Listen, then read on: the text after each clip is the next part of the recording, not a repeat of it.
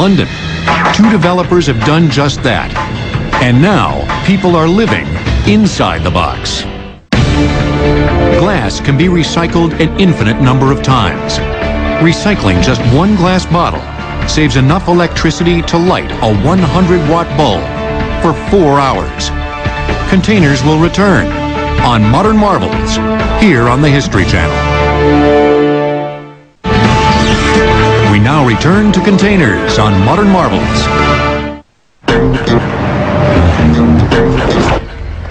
Enough shipping containers exist on our planet to build an 8-foot-high wall around the equator, twice. For the containers that have completed their tour of duty at sea, a visionary group of developers have found a second life for them.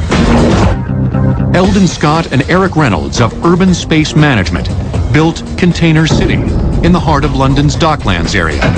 Container City looks like Lego bricks, sort of red, orange and yellow bricks stacked on top of each other in a seemingly quite random style.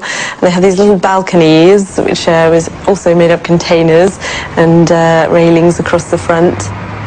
A container's final destination is usually the scrapyard, but these containers were destined for greater things. The cheapest form of construction is an existing box, which is what the container is. The container supplies, when you buy it, everything. It's got the floor, the walls and the roof. Apart from that, they're very strong. They're quite capable of being put into quite funky arrangements. Scott and Reynolds converted the bulky cargo containers into comfortable live-work spaces. When people hear that you live in a container, they think you're living in a drippy, awful, cold tin can. And they say, well, winter's coming, you're going to be terribly cold. I think, no, they're insulated. You know, we have electricity, we have running water, you know, it's actually very civilized. To keep costs low, the architects used 100% recycled materials. An international standard container is exactly that. They are precisely within a couple of millimeters, the same size at the corners, because all those corners join together.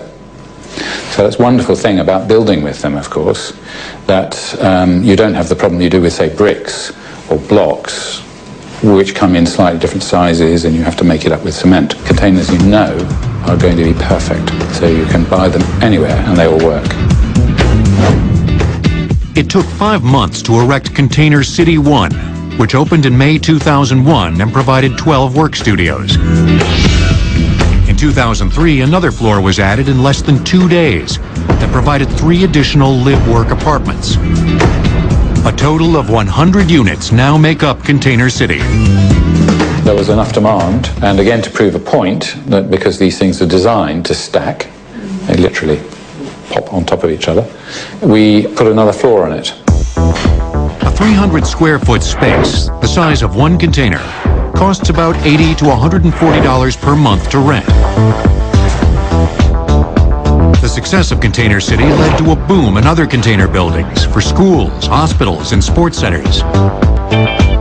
We have accidentally found ourselves actually running a business making these things. They were initially for ourselves. Urban Space Management has gone global with their livable containers. They're making sales in South America, Pakistan, and Australia.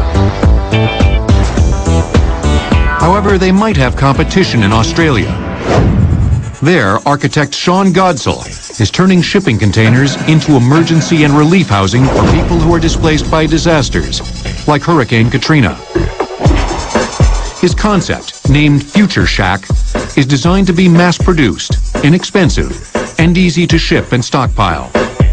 The shacks are completely self-contained and can be erected in 24 hours. The inside is lined with plywood walls that contain built-in furniture. There is also a separating wall that houses plumbing necessities. Godsall added only a few exterior changes. Several additional slots used to secure the structure to a foundation, a top-hinged front opening for the entrance, and a series of operable panels in the roof for ventilation. Despite the alterations, the shack maintains its seaworthiness and its ability to be shipped anywhere in the world, just like its unmodified predecessor. Architects and city planners across the globe are taking note of these modular ideas. Homes, offices, studios, and vital infrastructure soon may be shipped into a neighborhood near you. After all, a good new container is never out of style.